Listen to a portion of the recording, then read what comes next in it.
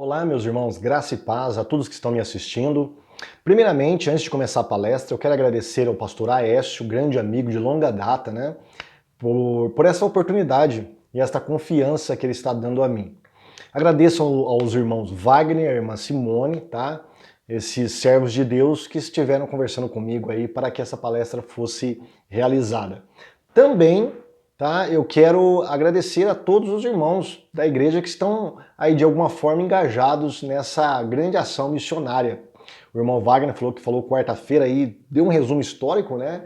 Sobre essas questões da convulsão no Brasil, e é sobre isso que eu quero falar com você, sobre as convulsões políticas na América Latina e a igreja diante de tudo isso. Como que a igreja fica diante de tudo isso? Ela pode participar, não pode participar? O que ela faz? Então, eu quero trazer para você aqui algumas reflexões, tá, históricas e também teológicas sobre a igreja e essas convulsões políticas, tá bom? Na primeira parte da minha palestra, eu quero falar sobre quero fazer um mapeamento histórico para entendermos algumas coisas que estão acontecendo hoje. Nós temos que voltar ao passado e também falar depois sobre o engajamento político da igreja, tá bom? Bom, todos lembram lá da sexta, sétima série do primário como que a América foi descoberta, né? Através de Cristóvão Colombo, depois ela recebeu o nome de América por causa de Américo Vespúcio. E quando os espanhóis vieram para esse grande continente aqui, que hoje nós conhecemos como América Latina, que é uma das Américas, né? Nós temos três divisões, América do Norte, América Central e América do Sul. América do Norte ou América Anglo-Saxônica, a América Central e Sul compreende o que a gente conhece como América Latina, tá? Vai desde o México até o Chile, Uruguai, aqui embaixo. Muito bem, quando eles tomaram esse grande continente, descobriram esse grande continente, eles formaram quatro grandes vice-reinados, que eles chamaram de vice-reinados. Não eram reis de verdade, tá bom? Mas eram governadores que tomavam conta de grandes regiões. Então eles criaram esses chamados vice-reinados. Por exemplo, o México inteiro ali era chamado vice-reinado da Nova Granada. Eu acho que é Nova Granada, deixa eu dar uma olhadinha aqui no mapa. Vice-reinado da Nova Espanha, perdão. Depois nós tivemos o vice-reinado da Nova Granada, que compreende ali onde é a Colômbia hoje, tá, o Panamá. Depois vice-reinado do Peru, onde nós temos o Peru e Equador hoje. E depois vice-reinado do Rio da Prata, que é a Argentina, Uruguai, Paraguai e parte da Bolívia. Então esses grandes aglomerados, né, essas grandes regiões, foram divididas por quê? Porque nessas grandes regiões, diferente da província, que eram regiões mais militarizadas com pouco povoamento, porque ficavam em regiões que davam para o mar, essas outras regiões chamadas de vice-reinado era muito povoada e também era muito importante economicamente, porque dali saía muito metal precioso, ouro, prata e pedras preciosas, tá? Principalmente ali na região do Peru, do Chile, tinha muito ouro, muita prata. Muito bem, por que eu estou explicando isso para você? Porque essa ideia, tá, de aglomerados, ela vai permanecer até hoje, nas políticas de muitos presidentes da América Latina até hoje, tá? Após a Espanha enfraquecer devido à guerra lá com Napoleão Bonaparte, ela deixa as suas colônias aqui, tá? E essas colônias começam a convulsionar politicamente e começam a pipocar várias vozes de independência.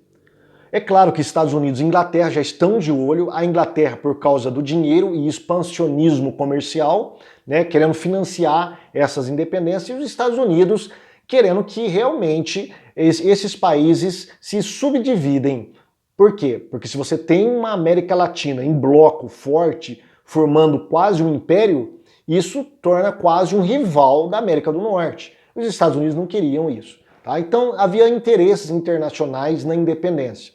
E também as localidades ali queriam sua independência, principalmente por questões políticas locais. Quando os espanhóis vieram para a América, formaram uma hierarquia social. Tá? Nós tínhamos então os verdadeiros espanhóis em cima, no topo da pirâmide. Tá? Aqueles que mandavam em tudo estavam na liderança, eram os bambambam. Tá bom? Eram os espanhóis legítimos, puro sangue. Depois nós tínhamos os chamados crioulos, que eram espanhóis que haviam nascido na América. Eles não estavam no topo da liderança, porém era muito rico, eram latifundiários, grandes donos de terra, comerciantes. Tá? Eles mandavam também em grandes regiões. E por último, o povão, tá? Que eram os mestiços, os negros e os indígenas. Essa camada que sustentava, né, essa hierarquia é o que trabalhava, é o que produzia, é o que era dominada. E não tinha benefício algum, tá bom?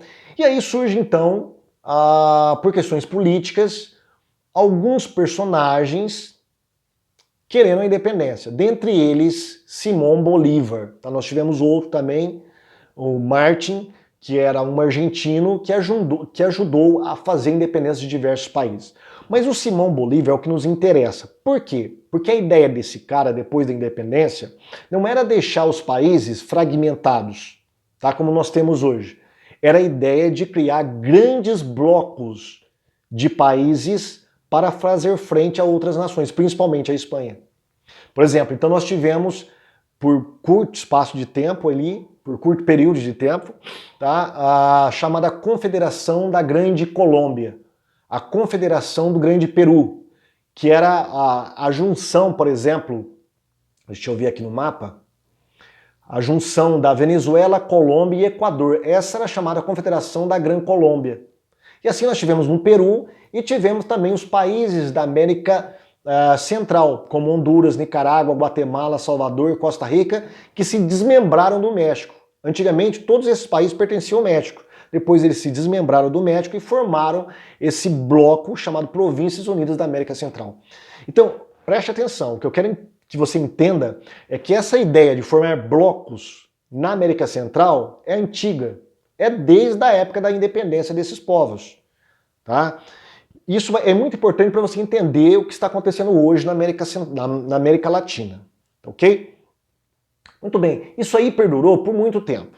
Tá? Os partidos políticos se rivalizando, o povo sempre sendo povo, tá? Sempre cada vez mais pobre, e os ricos cada vez mais ricos e dominando. Tá? Os partidos conservadores e liberais se rivalizavam no poder. Lembra, conservadores nessa época tem o sentido de oligarcas, tem o sentido de donos de terra, tá? De latifundiários. E os liberais eram os comerciantes, tá bom? Não tem conservador e liberal não tem o mesmo sentido que nós damos hoje aqui dentro do nosso contexto político. Muito bem, isso aí foi até a Segunda Guerra Mundial. Depois da Segunda Guerra Mundial, o que acontece? O mundo começa a dividir-se em dois blocos, o bloco socialista e o bloco capitalista. O socialista é liderado pela grande União Soviética, né, do leste europeu ali, pela Revolução Comunista, e os Estados Unidos liderando o bloco capitalista. E cada um começou a fazer o seu joguinho, né, colocando as suas peças no território do outro. E a Rússia conseguiu colocar uma peça no território americano. Que peça foi essa? Cuba.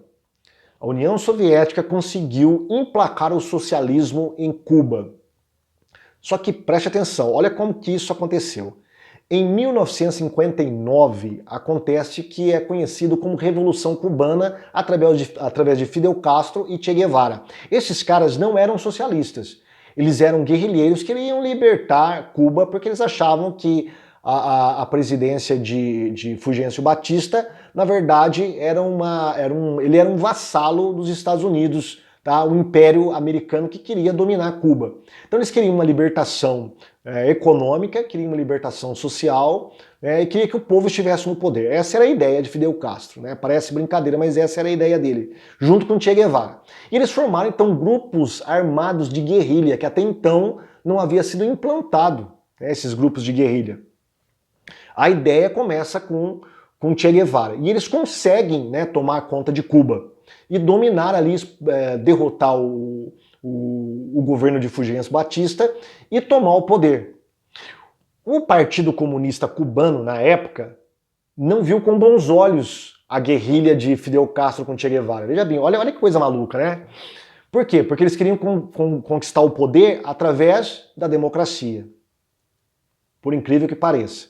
Tá? Mas depois que eles começaram a perceber que a revolução armada, as guerrilhas, era um bom instrumento para fazer revolução comunista, aí eles adotaram a ideia da revolução catrista, né? De Castro. Catrista, né? De Fidel Castro. E aí adotou Fidel Castro. Fidel Castro foi convencido e convertido ao comunismo da União Soviética e se tornou um socialista junto com Che Guevara. Muito bem, Cuba então se tornou o exemplo de sucesso de que a Revolução Comunista daria certo em todos os países da América Latina. Então aí começou a pipocar vários movimentos revolucionários de guerrilha, de luta armada. Tá? Eu vou passar para você aqui, ó, para você ter uma ideia. Em toda a América Latina começou a surgir vários tipos de movimentos. Os mais conhecidos, né, até hoje, Sendero Luminoso, as Farc, tá? A ELN, lá no México, os Zapatistas, tá? Todos esses grupos e outros, né, no Brasil, no Uruguai, na Argentina, todos eles começaram a usar a luta armada para tomar o poder. Tá? A guerrilha começou a ser a forma com a qual esses movimentos usavam para derrubar os governos e implantar o socialismo. Lembra, agora todas essas guerrilhas, todas, 99,9% são comunistas. Todas elas. O Sendero Luminoso, por exemplo, ele tem um comunismo chinês. Não é nem via União Soviética, é da China. É de Mao Tse Tung. Por quê? Qual a diferença do comunismo chinês para o da União Soviética? O da União Soviética queria fazer a revolução através do proletariado, que eram, na verdade, operários, tá? Urbanos. Só que na China você não tinha operário urbano, você tinha o quê? Pessoas que trabalhavam no campo, eram rurais. E aí, Mao Tse Tung resolveu implantar e fazer revolução através do campesinato. E isso não era visto com bons olhos pelos comunistas ortodoxos da União Soviética, porque não fazia parte dos seus planos isso. Mas deu certo lá na China e também o comunismo chinês foi importado, tá, e exportado para a América Latina. Para você ter uma ideia, na década de 60, aqui no Brasil, nós tínhamos comunistas chineses aqui, tá, do regime de Mao Tse Tung. Nós temos documentação sobre isso. Muito bem, isso aí então ficou até a década de 70, começo da década de 80, essas guerrilhas tentando tomar o poder. Muitos conseguiram tomar o poder, fizeram terrorismo, mataram muitas pessoas, como de fato faz o regime comunista, não poderia ser diferente, né? E aí eu quero mostrar para vocês alguns principais grupos. Eu já falei alguns deles, as Farc, você está vendo aí mulheres, tá? Crianças, faz parte das Farc, Forças Armadas Revolucionárias da Colômbia. Hoje as Farc é um grupo traficante. Eles são traficantes, eles trabalham com tráfico de drogas, com tráfico de armas e também com escravização de pessoas, tá bom? Com raptos, enfim. É um grupo muito perigoso, terrorista mesmo, tá bom? É bom você entender que as Farc são terroristas, tá? Para você entender o que nós vamos falar mais à frente com o Foro de São Paulo. Aí nós temos o Sendero Luminoso, tá? Que é do Peru. Eu já falei para você que é um comunismo chinês. E aí a ELN, Exército de Libertação Nacional.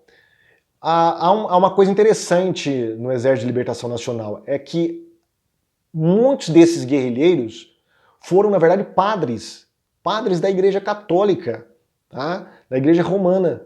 Eles deixaram a igreja e se filiaram a esses grupos e fizeram guerrilha, mataram, tocaram terror mesmo. Tá? Muitos deles, por exemplo, um dos mais idolatrados dentro desse grupo terrorista é Camilo Torres. Ele ficou famoso porque ele disse em 64 que se Jesus Cristo estivesse vivo hoje, ele também seria um guerrilheiro. E aí teve outro, Manuel Pérez, que ficou até a década de 70 liderando esse grupo terrorista aí. Era padre. E esse grupo teve diversos padres. Tá?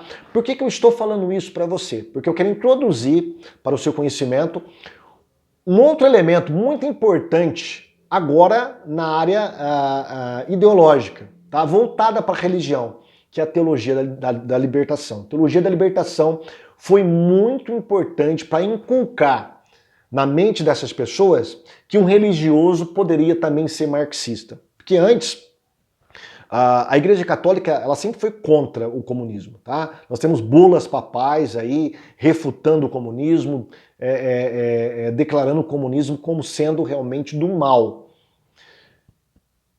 Só que, através da teologia da libertação, isso foi amortecido. Então houve uma junção entre marxismo e cristianismo através da teologia da libertação. Tá, eu trouxe para vocês aí algumas figuras proeminentes dessa teologia, que na verdade é uma leitura marxista da Bíblia, é a luta de classe sendo levada para dentro do Evangelho. Tá? A figura do mal proeminente agora não é mais Satã, não é mais o diabo, é o capitalismo. E agora a exploração não é mais pelo pecado, e sim através da classe dominante, dos grandes empresários, dos ricos, esses que são os que oprimem os pobres. E os pobres são aqueles que estão que são os proletariados religiosos, vamos usar essa linguagem, tá?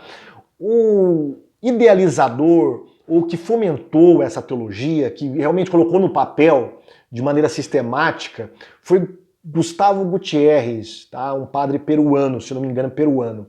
Mas antes disso, Rubem Alves, um presbiteriano brasileiro, lá no exílio nos Estados Unidos, ele escreveu um livro, antes de ser publicado o livro do Gustavo Gutierrez, ele escreveu um livro com o título de Teologia da Libertação, traçando os mesmos pensamentos que hoje está na Teologia da Libertação. Nós temos também o José Comlen, muito influente aqui no Brasil, dentro dessa ala da Teologia da Libertação. E aqui no Brasil, os nomes proeminentes são Leonardo Boff, que é o mentor intelectual dessa teologia aqui no Brasil, e Frei Beto. Só que Frei Beto, na minha maneira de ver, é mais importante que Leonardo Boff, porque ele é o articulista político. Tá? Ele fez acontecer muitas coisas aqui no Brasil, empunhando a bandeira da teologia da libertação, colocando ela, hasteando essa bandeira. Então eu acho que ela é muito mais importante do que o Leonardo Boff, mas todos eles aí foram importantes para implementar essa teologia da libertação no Brasil. E aí Leonardo Boff, ele é um lulista declarado, tá? Amigo do Lula de longas datas, ele é um mentor de muitas coisas que aconteceram no Brasil, amicíssimo de Fidel Castro, tá? Então, para você ser amigo de Fidel Castro, boa coisa você não é. Não é verdade? Ele que apresentou a teologia da libertação para Fidel Castro, e Fidel Castro gostou. Como ele viu que a religião poderia ser usada pela causa socialista, para a causa revolucionária, ele gostou da teologia da libertação. Né? E aí estão eles, né? O Lula e o Fidel Castro e o Frei Beto, é um articulista, ele andou por toda a América Latina, fora do Brasil, pregando não só a teologia da libertação, mas fazendo articulações políticas através dessa teologia. E ele foi o responsável por fundar as comunidades eclesiais de base, que é o campesinato, tá? A revolução sendo levada aos camponeses brasileiros, só que através da teologia da libertação, de uma maneira religiosa. Tá? É a revolução socialista sendo transvestidas com a religião católica, tá? Com uma teologia católica da libertação. Ele fundou também, ajudou a implementar e fundar o MST, tá? Ele deu vida ao MST, que é um braço armado do campesinato dos socialistas no Brasil, e ele foi, junto com Lula, quem fundou o PT, tá bom? Então esse cara é muito importante para nós entendermos muitas coisas no Brasil, tá? Quando você ouve falar que o Lula é de Deus, que o Lula é quase um santo, dentro do Partido dos Trabalhadores, de outros partidos também, tá? Dentro dos adeptos do socialismo no Brasil, de fato, eles acreditam nisso. Por quê? Porque foi feita uma lavagem ideológica, religiosa e política de que o Lula está fazendo a vontade de Deus através da teologia da libertação. Tá? É um evangelho social sendo levado para as camadas mais pobres da população. Eles fizeram muito bem isso. Foram essas SEBs, tá, que ajudaram a não só a fundar o PT, mas eleger Lula depois como presidente do Brasil. E aí você pode estar perguntando, mas e aí, e o Brasil? Aliás, e os evangélicos? Como que os evangélicos ficam nessa? Ele tem um tipo de teologia da libertação, eles rechaçaram essa teologia. As igrejas evangélicas, de modo geral, são conservadoras. Tá? Elas são conservadoras. Mas houve uma ala dentro da igreja que abraçou a teologia da libertação. Tá bom? Eles não chamam de teologia da libertação, eles têm um outro nome. E isso tudo começou com esse teólogo aqui presbiteriano chamado Richard Shaw. Ele escreveu um livro chamado Cristianismo e Revolução Social, onde ele pregava a mesma coisa que a teologia da libertação prega, ele pregava só que dentro da igreja evangélica. Ele foi contratado, convidado pela Igreja Presbiteriana do Brasil, para vir para o Brasil para ensinar, e ele foi se alojar lá no Seminário Teológico de Campinas. E lá ele formou vários adeptos, principalmente entre os estudantes, entre os jovens. Tá? Ali ele fez a cabeça de muitos jovens para aderir a um tipo de teologia da libertação, que hoje é chamada de teologia da missão integral. Tá? A teologia da missão integral, então, é a vertente evangélica da teologia da libertação. E aqui eu estou no site do PT, tá?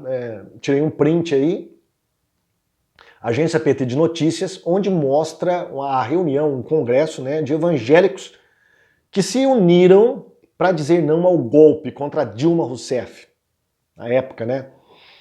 E olha quem está aí, o senhor Ariovaldo Ramos. Ariovaldo Ramos, ele deixa bem claro com todas as letras que ele é socialista. Ele é adepto da TMI, da teologia da missão integral. A teologia da missão integral ela é socialista e ela está sendo difundida por meio desses grandes personagens teológicos do Brasil, não só ele, como Ed Renekiewicz. É só você ler, por exemplo, a revista Ultimato. A revista Ultimato, ela tem um viés socialista. Toda ela. É só você pegar o Ultimato e começar a ler as matérias. Você vai ver lá que muitas matérias são de cunho socialista.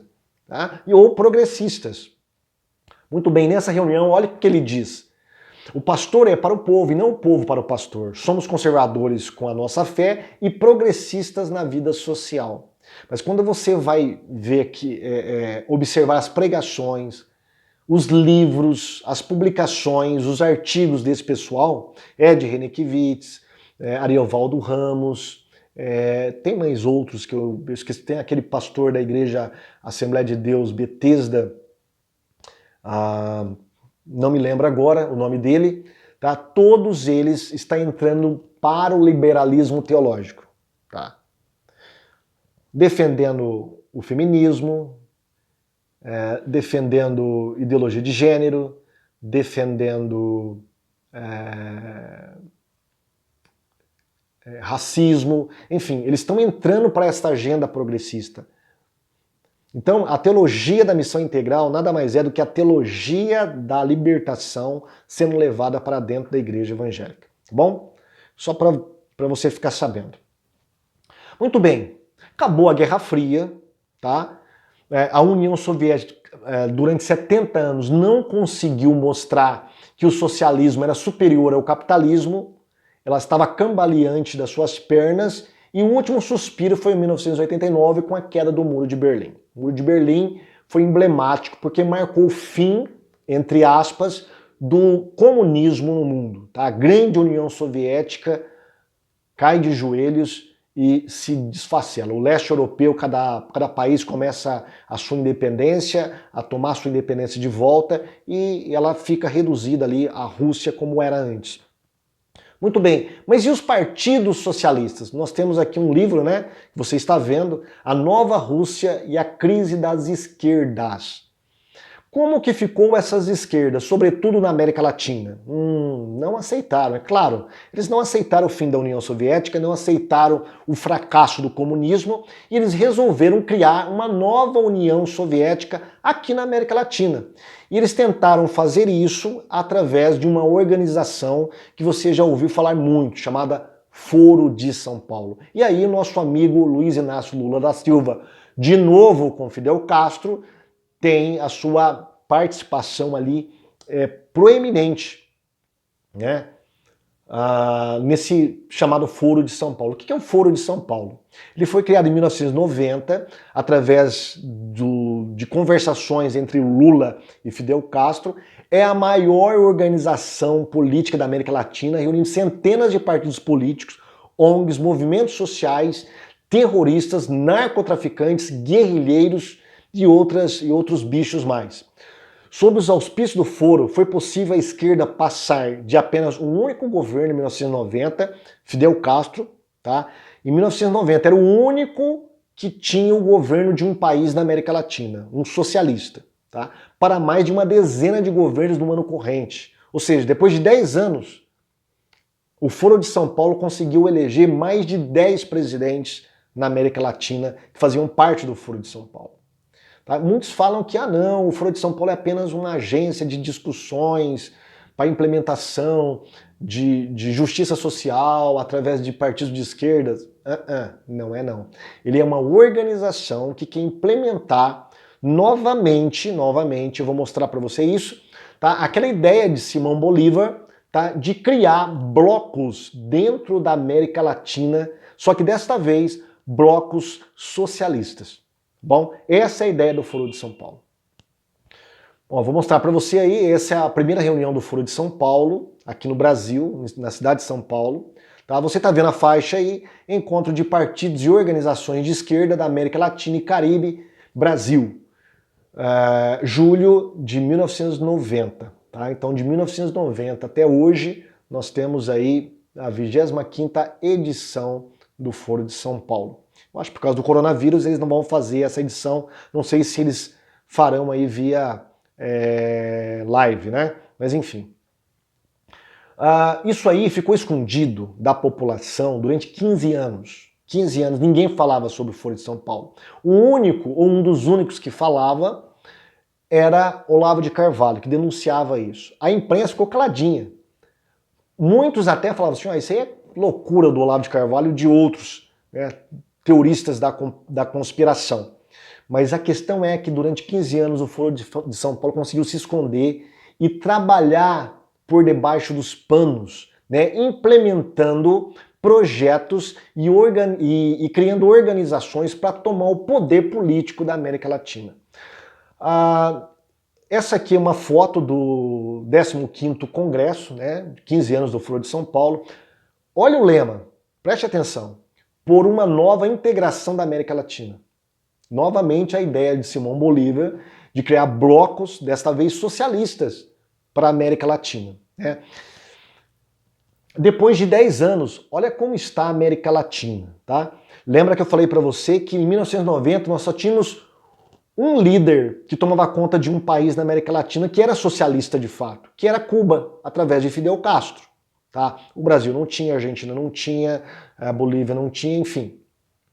Depois de 10 anos, todos esses membros do Foro de São Paulo, que eram membros ativos, eles foram eleitos nos seus respectivos países como presidentes das suas nações, implantando o socialismo. Tá? Dê uma olhadinha aí, Peru, Bolívia, Paraguai, Chile, Argentina, Uruguai, Brasil, Guatemala, Honduras, Panamá, todos esses países, depois de 10 anos, tá, se tornaram socialistas, graças ao Foro de São Paulo. E eles começaram a criar organizações. Lembra da ideia de Simão Bolívar? De criar de integrar blocos de países para fazer uma América Latina forte? Agora, o Foro de São Paulo, através do socialismo, queria também resgatar essa ideia. Tá? Então eles foram criando várias organizações. A ALBA, Aliança Bolivariana para os Povos da Nossa América, olha aí, bolivariana, lembra quem? Simão Bolívar. Essa é a política de Hugo Chávez. Tá? Ele criou uma política, né, chamada de bolivarianismo, trazendo de novo, resgatando de novo essa ideia de criar uma América Latina, desta vez socialista, tá? Um bloco único da América Latina socialista. Temos a Unasul, União das Nações da América do Sul. A Ursal, lembra do Cabo Daciolo? Ele fez uma pergunta para o Ciro Gomes, se o Ciro Gomes conhecia a Ursal e se ele fazia parte do Foro de São Paulo. Ciro Gomes negou é um mentiroso quanto mais, porque o partido dele é um dos partidos membros do Foro de São Paulo, ele sabe muito bem do que o Cabo Daciolo estava falando, mas naquele debate ele negou, tirou o corpo fora. A URSS, União da República Socialista da América do Sul, e a CELAC, que é a Comunidade dos Estados Latino-Americanos e do Caribe. Tá bom? Então, preste atenção que são organizações de blocos. Eles querem unir os países que são dirigidos por líderes comunistas, socialistas, em vários blocos, fazer uma América Latina em bloco socialista, resgatando o que havia no antigo leste europeu, dominado pela antiga União Soviética. Só que alguém já disse que a América Latina ela muda em bloco, né? Ora vai para o socialismo, ora volta para a direita. E de fato isso aconteceu depois de 10 anos. Em 2018, deu uma guinada na América Latina, né? A população não quis mais saber de políticas socialistas, tá? De autoritarismo, porque é isso que o socialismo produziu, fome, pobreza e autoritarismo. Então eles mudaram. Tá? O Brasil elegeu Bolsonaro, aí teve o Paraguai, a Argentina, o Chile, Peru, Colômbia, enfim. Houve uma guinada, né? E isso assustou o Foro de São Paulo, porque eles não estavam contando com isso. Eles contavam que realmente eles iam conseguir tomar toda a América Latina e torná-la socialista, tá bom? Por que eu estou falando isso para você? Talvez você possa estar perguntando, por que ele está mostrando isso aí para mim? Isso aí é aula de história, de geografia, mas é para você entender os protestos de 2019, tá bom? E aí nós temos o mapa ideológico, né? No México foi eleito ali o López Obrador, que é um socialista de centro-esquerda. A Colômbia deu uma guinada, né? No Equador, Lenin Moreno, é mais de centro. No Peru, Martin Vizcarra. No Chile, Sebastián Piñera. E vários outros. Na Argentina também, eles mudaram. Agora voltou, né? Com a Cristina Kirchner e o Alberto Fernandes. Que, na verdade, é um poste dela, né? Quem manda realmente é ela. E você tá percebendo o que está acontecendo com os nossos irmãos, né? Os seus carros estão sendo confiscados, suas empresas estão sendo confiscadas, muitos empresários estão migrando para outros locais, outros países, e a Argentina está quebrando diante do socialismo da Cristina Kirchner. Muito bem, agora chegamos onde nós queríamos, tá? Os protestos violentos que aconteceram no final de 2019 e começo de 2020 agora. A América Latina, principalmente a América do Sul, pegou fogo. Tá? Na Colômbia, Venezuela, começando pelo Equador, mas também se espalhou pelo Peru, pelo Chile, Argentina, Bolívia, enfim. Quais são as causas que os grandes estudiosos da política dão? São causas meramente econômicas. Tá? É uma questão que o governo do Chile subiu a passagem do ônibus, do metrô, então houve uma revolta e o pessoal começou a quebrar tudo, porque lá os transportes públicos estão em péssimas condições para a população, então ele aumentou 16 centavos e o povo foi para a rua e quebrou tudo. Opa, pera aí um pouquinho. As manifestações violentas do Chile não é por causa de uma passagem de subir 16 centavos numa passagem de metrô. Por exemplo, lá no Equador, aumento dos preços de combustíveis. Tá? Aumentou um pouquinho o preço dos combustíveis, o povo começou a quebrar tudo. Espera um pouquinho. Alguma coisa tem por detrás disso, mas essas são as causas que as pessoas, ou que a grande mídia dá para nós. Causas sociais e econômicas. Agora, veja bem. Lembra que eu falei para você, na década de 60, na época da Guerra Fria, década de 70 e começo da década de 80, a guerrilha socialista começou a dominar diversos países, né, para tentar tomar o poder através da luta armada. Eles perceberam que durante 30 anos isso aí não deu certo. Tá? O único local que deu certo foi em Cuba, mas por causa do contexto que era completamente diferente. Tá? Completamente diferente de todo o resto da América Latina. Tá? Nos outros países, nenhuma guerrilha conseguiu tomar o poder, de fato. Elas deram trabalho, como as Farc, a ELN, tá? O Sendero Luminoso, tá? Mas eles nunca chegaram a tomar o poder. Agora, a guerra é outra. Tá? Não é mais guerrilha, não é mais luta armada. Agora a guerra é através de protestos. Os protestos viraram a arma preferida dos socialistas.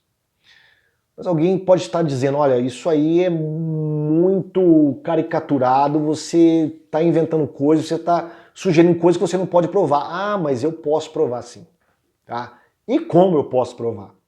Veja bem, o El País é um jornal de esquerda, tá? Mas de vez em quando eles trazem algumas verdades aqui. Deixa eu ver aqui quando foi isso. No final de 2019, esse jornal fez uma entrevista com o então presidente do Equador, Lenin Moreno. Esse cara, ele é centro-esquerda, tá? E aí, eles destacaram uma fala de Lenin Moreno e colocaram como manchete, preste atenção, os chamados socialistas do século XXI saquearam a América Latina. Opa, pera um pouquinho, quem eram esses socialistas do século XXI? Isso aí não é simplesmente um neologismo, isso aí é uma política criada por Hugo Chávez. Hugo Chávez criou o que ele chamou de socialismo do século XXI. Qual a diferença dele para o socialismo real da União Soviética na década de 60, sei lá, que eles queriam implantar aqui no Brasil? Simplesmente que naquela época eles não tinham ideias progressistas, como questão do ambientalismo, políticas de clima, ideologias de gênero, aborto, questão racial. Nada disso fazia parte das pautas do socialismo via União Soviética ou mesmo via China. Não fazia parte. Hoje, o que aconteceu? O socialismo ele se reformulou e abraçou o progressismo. Todas essas ideias são progressistas, mas elas foram abraçadas pelo socialismo. Isso é o que Hugo Chávez chamou de socialismo do século XXI, tá bom? Só para te situar aí em nomenclaturas e conceitos. Vamos dar uma olhadinha nessa reportagem? Vamos lá. Não só esse jornal, o jornalista é totalmente enviesado de esquerda e ele faz algumas perguntas para esse presidente. Olha que interessante. O que ocorreu exatamente em outubro? Qual a sua versão? E aí o presidente diz, tradicionalmente os povos indígenas, está falando sobre os protestos lá do Equador, porque tudo começou no Equador, né? Se manifestam contra as medidas que acham que não são benéficas para eles, geralmente fazem isso em paz, como também desta última vez. Mas aí, olha que interessante, olha o que ele vai falar. O que aconteceu é que setores criminosos se infiltraram pagos pelo correísmo. Correísmo diz respeito à Correia, que era o último presidente, o ex-presidente, tá? Que foi eleito pelo Foro de São Paulo. Fazia parte do Foro de São Paulo. Esse cara foi eleito lá no Equador através do Foro de São Paulo. E ele fala que muitos criminosos foram pagos, se infiltraram nessas manifestações, pagos pelo correísmo, ou seja, pelo partido do Correia. E não só isso, também as Farc, ELN, olha aí, as guerrilhas de luta armada que nós vimos, também estão infiltradas nesses protestos que aconteceram no final de 2019, lá no Equador. E ele vai falar de muitas gangues e tal. Também se dedicaram a algo muito significativo, queimar o gabinete da Controladoria Geral, justamente o departamento que se encontravam as provas da corrupção correísta. Daí se pode imaginar qual era o objetivo final. Então, veja bem, esses protestos não foram protestos porque subiu a passagem do metrô, porque subiu combustível, porque ele fez uma coisa que o povo não gostou. Não é nada disso. Foi um momento ideal de crise, tá? Foi estupim para eles darem o golpe para derrubar o presidente. E de quebra aí tentou eliminar provas de corrupção contra o antigo socialista, né, elegido pelo Fórum de São Paulo, que tomou conta do Equador durante todo esse tempo. E aí ele prossegue. Atualmente, algumas pesquisas apontam o senhor como 80% de reprovação. Aí ele responde, se isso fosse verdade, eu estaria em casa, desfrutando dos meus netos. Há uma grande propaganda internacional. A gangue dos chamados socialistas do século XXI assaltou os recursos da América Latina. Agora, esses recursos são investidos em fundações que financiam partidos políticos. E não quero aqui me referir a nenhum, porque estou na Espanha e por respeito a organizações sociais e intelectuais de esquerda que se sentem muito confortáveis com essa posição ideológica e econômica. O dinheiro costuma comprar tudo, menos a dignidade. Eu sou socialista. mas dos autênticos. Eu não sei o que é isso, socialista dos autênticos, mas vamos lá. É uma gangue que se apropriou do termo socialismo para espoliar os países. Irmãos, esse presidente é socialista, mas pelo menos ele foi honesto diante dos fatos. Os protestos violentos que começaram no Equador teve a influência direta de membros do Foro de São Paulo. Teve influência direta de guerrilhas narcotraficantes, de guerrilhas narcoterroristas, como as Farc, a ELN e outras guerrilhas a mais aí, tá? E além de tudo, eles atacaram para eliminar provas de corrupção do antigo presidente socialista do Foro de São Paulo. Mas vamos lá. Para que ele não fique com uma voz dissonante ou isolada do que nós estamos falando, olha o que o próprio Hugo Chávez e seu braço direito, o Cabelo, falou na TV estatal da Venezuela a respeito desses protestos. Tá? Perguntaram para ele sobre esses protestos e ele fez uma análise muito interessante. Maduro e seu regime atribuem incidentes no Chile à brisa bolivariana, ou seja, ao projeto bolivariano de Hugo Chávez. O ditador venezuelano Nicolás Maduro disse em um evento público televisionado no domingo que todos os projetos delineados no Foro de São Paulo estão sendo cumpridos. Isso é muito importante. Tá? Olha o que diz o Cabelo. O Cabelo é um braço direito, tá, do Nicolás Maduro. Estamos felizes por haver uma brisa bolivariana por toda a América, disse Cabelo em uma transmissão de mobilização na televisão nacional e acrescentou: ore para que Deus fique na brisa, porque à medida que avançamos, ela já está se tornando uma ventania para se tornar um furacão bolivariano que viajará pela grande pátria da América. Ou seja, todos os protestos deveriam se alastrar por toda a América, tá bom? Toda a América, não está falando da América Latina, por toda a pátria, a grande pátria da América. Agora, Nicolás Maduro. Ele disse também na televisão: Foro de São Paulo, posso dizer, da Venezuela. Estamos cumprindo o plano, disse Maduro e acrescentou: o plano está indo para como planejamos, é perfeito. Você me entende? Foro de São Paulo, o plano está em pleno desenvolvimento. Todas as metas que estabelecemos para nós no Foro de São Paulo estão sendo cumpridas uma a uma. Que metas são essas? Ele está falando sobre os protestos, sobre o que o Cabelo chamou de brisa bolivariana, depois de ventania e furacão bolivariano, ou seja, que as manifestações iriam aumentar cada vez mais e se alastrar por toda a América Latina. Lembra que a Gleisi Hoffmann, ela falou algo parecido, que o que está acontecendo no Chile, o PT falou isso, o que está acontecendo no Chile, no Equador, pode chegar ao Brasil. Eles já estavam planejando isso há muito tempo. Então é interessante ver o planejamento do Foro de São Paulo para implantar de um modo violento o socialismo na América Latina. E os Estados Unidos? E os protestos nos Estados Unidos? Não tem nada a ver, está tão distante aqui de Venezuela, de Colômbia, de Brasil. E aí? O que aconteceu nos Estados Unidos e no Brasil? Tem alguma coisa a ver com os protestos na América do Sul, nesses países socialistas? Vamos lá. Essa revista que eu mostrei para vocês aqui, estou mostrando, a revista Fácil, ela trouxe uma reportagem. Quais são os movimentos socialistas infiltrados nos protestos dos Estados Unidos? Então, eles detectaram nos Estados Unidos, nesses protestos, chamado Vidas Negras Importam, muitas organizações que estavam presentes nos protestos aqui da América Latina de 2019. Tá? No Chile, na Venezuela, no Equador, na Bolívia, na Colômbia, enfim, todos esses países que houve esses protestos violentos, essas organizações estavam também, de alguma forma, presentes lá nos protestos que arrasou os Estados Unidos, que até hoje está tendo consequências graves. Vamos lá, vamos dar uma olhadinha? Essa revista ela vai trazer uma reportagem muito grande.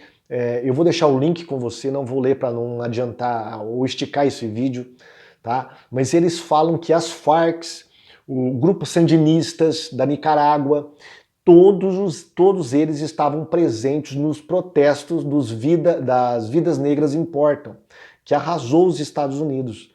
Olha aí que interessante, tá? Essa foto aí é da bandeira sandinista, tá? É um grupo de guerrilha, um grupo revolucionário da Nicarágua. Estava presente lá nos protestos dos Estados Unidos. E esses caras começaram a quebrar tudo.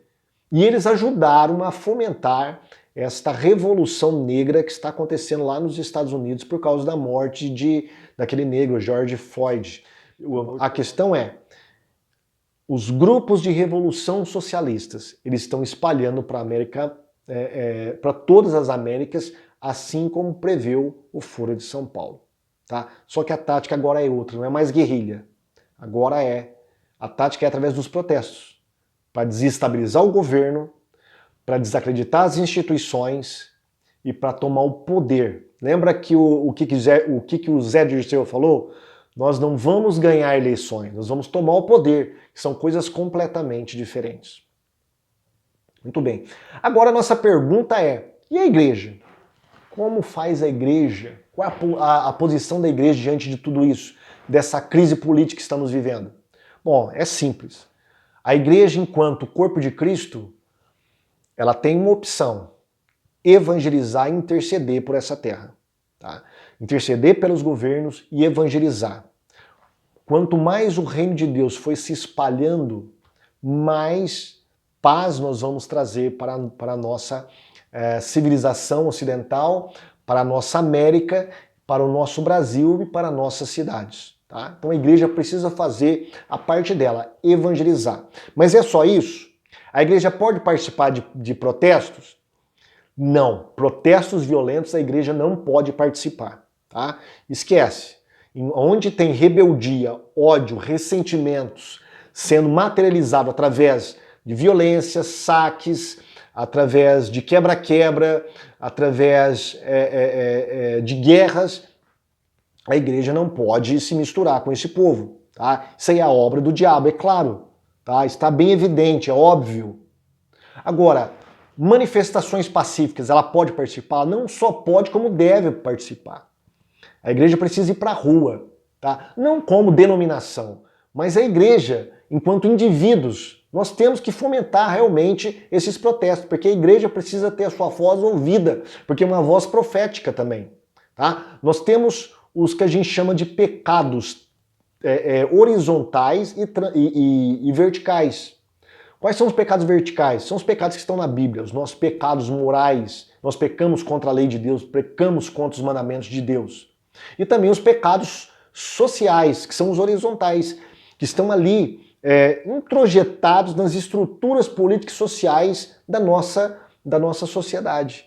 Esses pecados também têm que ser denunciados pela igreja. Mas nós devemos fazer isso de modo inteligente e sábio. Como que a igreja pode fazer isso? Existem muitos mecanismos. Eu dividi em 3 níveis, tá bom? O primeiro nível é o nível social. A igreja ela pode agir na parte social, onde ela vai trabalhar com as consequências, não com as causas. Tá? Ela vai trabalhar com indivíduos e não com o coletivo. Ela vai trabalhar com a filantropia e com a pregação do evangelho. Quando a igreja prega o evangelho, como Jesus bem disse, ide por todo mundo pregar o evangelho, né? E ele disse aos discípulos, vão por todas as cidades pregando o evangelho do reino, curando enfermos, expulsando demônios, libertando as pessoas. Tudo isso faz parte do evangelho do reino de Deus. Quando a igreja ela expulsa demônios, ela cura enfermos, ela liberta os oprimidos, ela converte as pessoas, ela está fazendo uma revolução silenciosa social e, de certa forma, agindo indiretamente na política. Ora, mostre para mim a maior agência de recuperação social no Brasil e no mundo. Não existe nenhuma outra. O Estado não é. Não existe nenhuma outra além da igreja. A igreja é a única agência de ação social que pode recuperar vidas e colocá-las de modo dignas na sociedade. Tá? É ela que pega o seu Zé lá que está viciado em álcool, em droga, que está acabando com a família, Ele vem para a igreja com sua família, ambos se convertem, pai, mãe, filhos, e aí ele já consegue ter uma nova visão de mundo. Deixa as drogas, deixa o álcool, não bate mais na mulher. Agora ele é um pai de família responsável, ele quer agora ter uma casa melhor, ele quer ter um carro melhor. Então ele começa a ascender socialmente. Olha o que a igreja faz, olha que maravilha. Esse é o primeiro nível. Tá? É um nível de pregação do evangelho. A igreja só precisa pregar o evangelho nesse nível, para libertar as pessoas e trazer o bem-estar social para a sociedade. Desse modo, indiretamente, ela ajuda o Estado. Infelizmente, esse trabalho não está sendo reconhecido pelo Estado. Nós temos muito ateus, muito socialistas, muito humanistas e globalistas, ainda dentro das estruturas, na liderança das estruturas do Estado, que odeia a igreja, detesta a igreja. Então eles vão fazer de tudo para diminuir a importância do trabalho das igrejas evangélicas, tá bom? Tem um segundo nível. Esse segundo nível é do sufrágio universal, é do voto. Nesse segundo nível, você pode ir um pouquinho além, tá? Você vai escolher aquelas pessoas que vão te representar na coisa pública, no Estado, seja a nível municipal, estadual ou federal. Tá? Nessas três esferas, você pode eleger aquelas pessoas que vão representar as suas demandas enquanto grupo social. Só que tem um porém. Essa questão é muito complicada, porque desde que surgiu a República, lá em 1889, temos 200 anos aí de República, o povo não está sendo representado. Foi feita uma pesquisa em 123 países, sobre representação na política. O que a população achava de estar sendo representada, Como que ela se sentia representada? O Brasil foi o último, tá? Estava em último lugar. O brasileiro não se sente representado na política pelos nossos representantes políticos. Por quê? Nós temos uma longa história de voto de cabresto, de coronéis na política, de políticas de partidos oligárquicos, enfim, que dominaram a população e deixaram na ignorância. Mas infelizmente a população está aí desacreditada, não só dos políticos, como das instituições. Então, algumas dicas para a gente mudar essa situação através do voto. Quando você for votar, não vote em candidato picareta. E como que eu consigo detectar um candidato picareta? Tá? Um mentiroso enganador, um paraquedista. Dá uma olhadinha, ouça as narrativas, ouça o discurso dele, o projeto. Se o cara chega para você, o cara caiu de paraquedas, nunca fez política na vida, caiu de paraquedas, vem pedir voto na igreja, que vai dar milheiro de tijolos, telhas, materiais de construção para você construir uma congregação, vai dar festa para a igreja, vai dar dinheiro, vai pagar ônibus para vocês irem em congressos, tá? Se ele está dando tudo isso para a igreja, esse cara não presta. Ele está fazendo a velha política. Ele vai entrar lá dentro e vai continuar comprando como ele está comprando a igreja. Mas tem mais. Por exemplo, ele fala que não é político. Tá? Não, eu não sou político. Tá? Então por isso que eu vou entrar na política, porque eu não concordo com a classe política. Eu sou diferente desses aí. A gente conhece esse discurso. João Dória foi assim, tá? E outros foram assim. Não sou político, tá? Sou diferente dos políticos que estão aí. Cai fora desse candidato, tá? Porque ele precisa obedecer ao partido político que ele está submetido. Como que ele não vai legislar para a política e só para o povo? Tá? Cai fora que isso aí é enrolação, tá? É o político profissional. Eu separei algumas outras coisas aqui, vamos ver.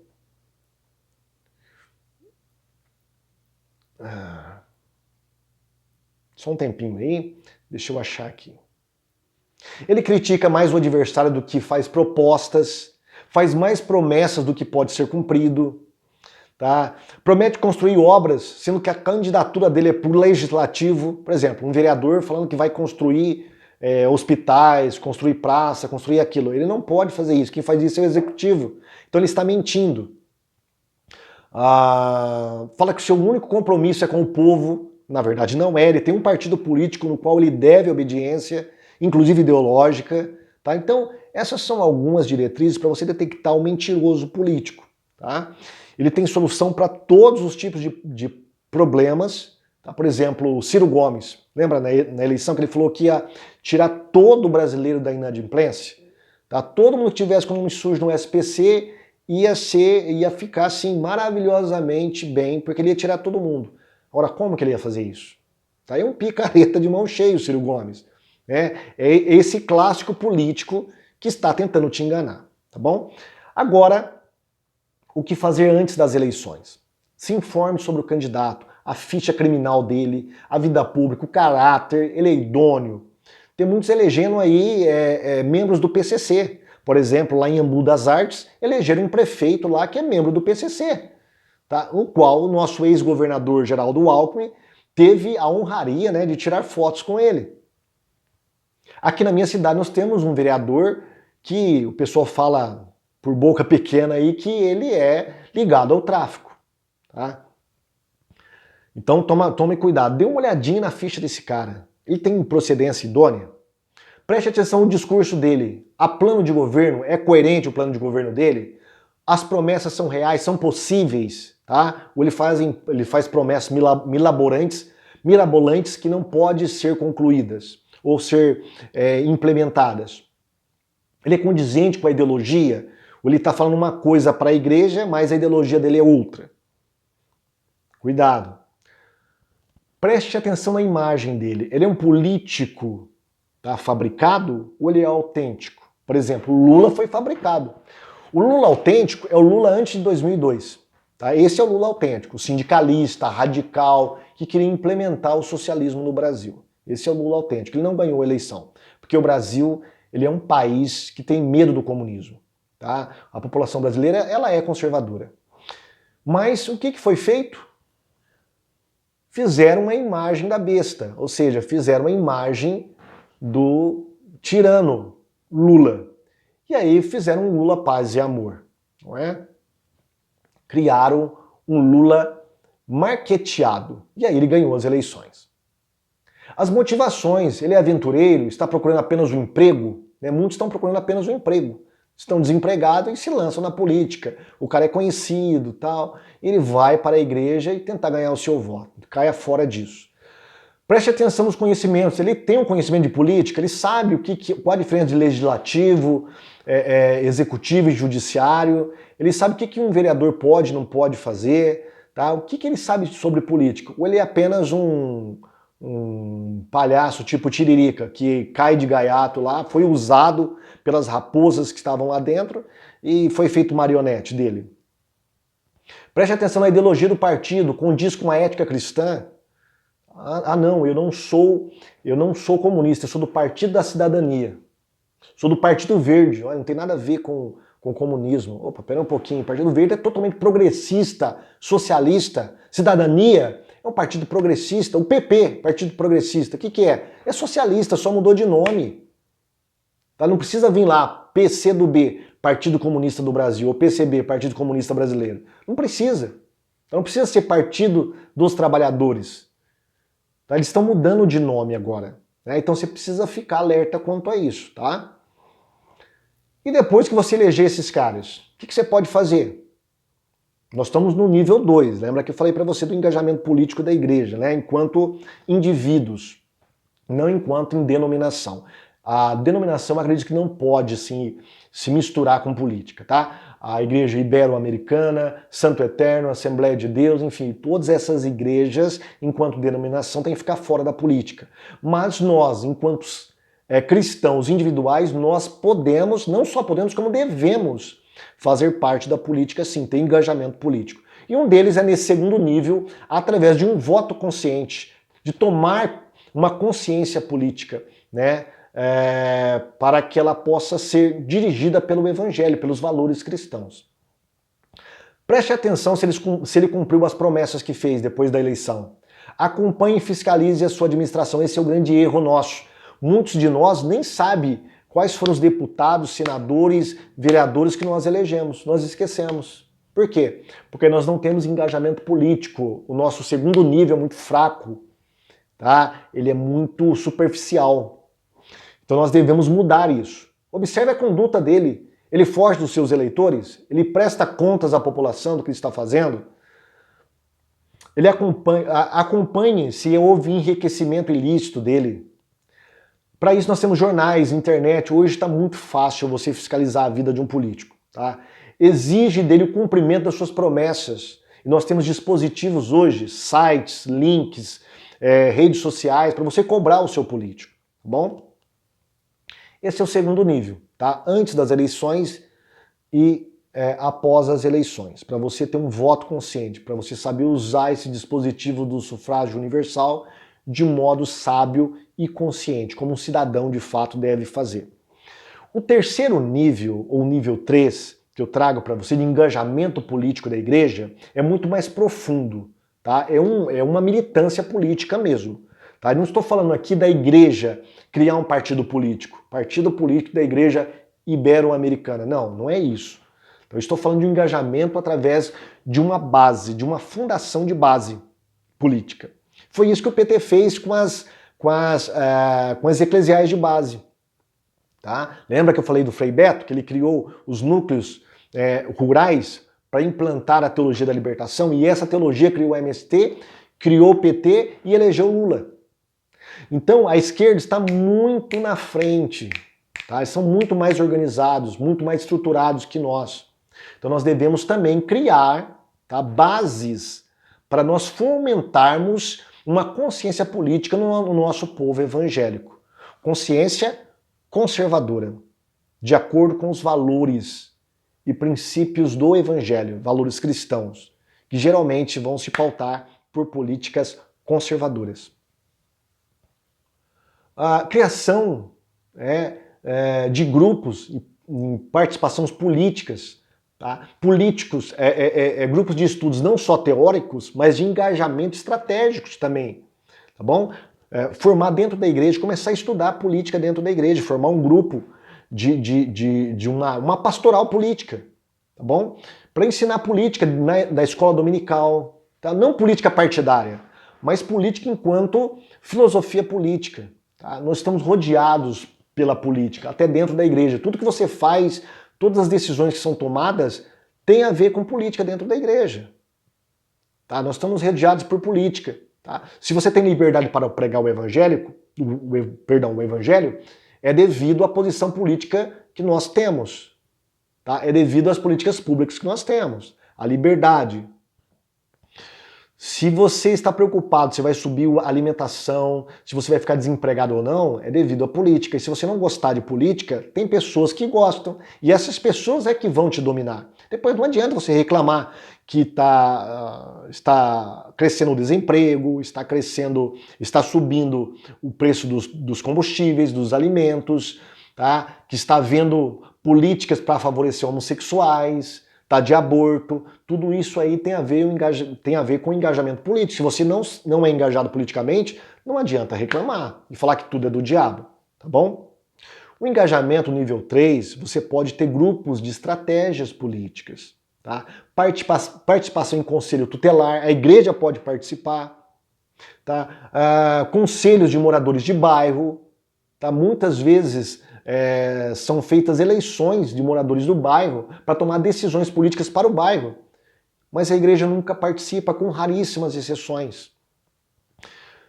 Comece pelas carências do seu bairro. Por exemplo, se você tem um cruzamento de rua no seu bairro que está tendo muito acidente de trânsito, falta alguma coisa, falta uma lombada, falta um semáforo, falta um radar.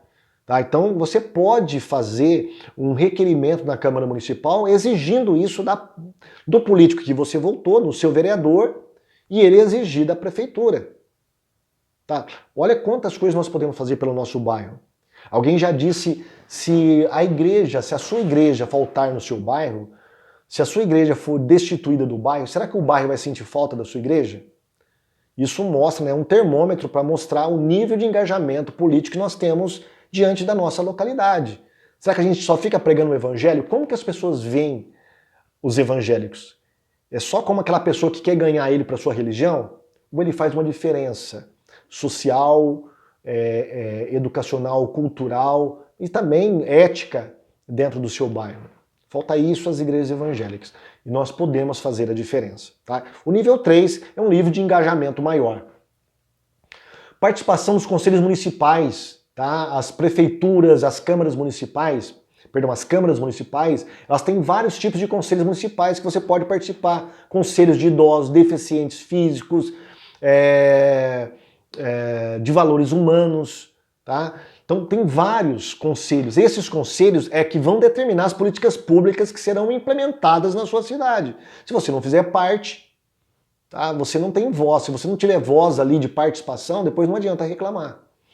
Audiências públicas e comissões permanentes para tratar, por exemplo, na minha cidade foi tratado sobre o carnaval. Tá? Comissões permanentes foram feitas, audiências públicas, e quem estava à frente? Um vereador do PT, para deliberar a respeito do carnaval aqui na nossa cidade, para que a Câmara, a Prefeitura, injete dinheiro para o carnaval como se fosse uma cultura, né?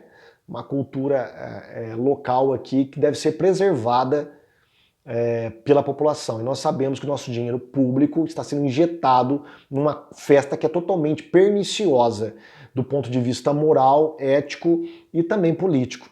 Tá? Mas temos aí as comissões permanentes, audiências públicas, que qualquer pessoa pode participar e dar a sua opinião. É livre, a população pode opinar para implementar essas políticas públicas, mas a igreja está fora disso. Nós devemos ter engajamento nisso, por isso nós devemos formar uma base política dentro da igreja. Tá? Não envolver a denominação. Irmãos, em particular, tá? Serem envolvidos com isso. Aliás, dessas bases que nós devemos formar os nossos políticos. Tá? Você pode também sugerir um projeto de lei por meio de ideias legislativas. Nós temos hoje vários dispositivos, principalmente a internet. Você entra no site da Câmara Municipal, você entra no site da Câmara Estadual, do Senado, do Congresso, e você pode sugerir, através do site, políticas públicas que serão implementadas. Então nós temos diversos dispositivos à nossa disposição. O que nós não temos hoje é simplesmente um engajamento, uma coragem, tá? E também uma consciência para fazer isso. Eu acho que isso é que pega para a igreja evangélica hoje. Nós estamos diante de um país, de um Brasil totalmente conturbado. Se nós não fizermos as nossas vozes serem ouvidas, nós cairemos no que hoje é uma Venezuela, uma Cuba, o que foi uma Rússia, um leste europeu. Tá? Nós estamos caminhando para isso, só que para algo muito pior ainda. Tá? Algo muito pior. Tá? Nós estamos numa reta para ser implementado um novo governo mundial. Eu gostaria de falar isso com você, mas eu não tenho tempo nesse vídeo. Tá uma nova ordem mundial, um governo global. Eu até fiz uma live sobre isso semanas atrás. Tá? Nós estamos caminhando para isso. Então, pastor, então nós não podemos, nós devemos só esperar Jesus voltar. Não, enquanto Jesus não volta, nós devemos batalhar sim. Batalhar pelo seu bairro, batalhar pela sua cidade, batalhar pelo seu estado, batalhar pelo seu país. Nós devemos fazer a voz da igreja ser ouvida. Então nós temos 3 níveis. Tá? O nível da pregação do evangelho, o nível do sufrágio universal e o último nível mais profundo, que é o próprio engajamento militante mesmo, através de uma participação mais ativa de grupos dentro da igreja na política, para fazer política de um modo ético e moral, como deve ser através dos princípios e valores do evangelho cristão. Tá bom? Bom, irmãos, está aí, essa é a minha palestra, tá? Não sei se eu superei as expectativas, fiquei aquém das expectativas, se eu realmente correspondi ao que vocês precisavam, tá? Espero que tenha contribuído aí para complementar este grande seminário que vocês fizeram aí sobre missão voltada para a área da política, do contexto que nós estamos vivendo aqui no Brasil, tá bom? Nós falaremos mais aí numa live, né? Vocês poderão fazer perguntas e o que eu souber eu realmente vou responder para vocês. O que eu não souber eu vou marcar e vou atrás para responder através de vídeos ou e-mails, enfim, qual for o meio aí que eu puder me corresponder com a Igreja Ibero-Americana. Obrigado, irmãos, obrigado, irmã Simone, obrigado, irmão Wagner, que estão à frente desse trabalho, a todos os irmãos que me ouviram até agora, e principalmente ao nosso amado pastor Aécio, homem de Deus e que vocês devem valorizar na sua igreja, viu? É um grande homem de Deus, tá bom? Fique com Deus, irmãos, e até a próxima aí, se os irmãos quiserem e Deus assim permitir.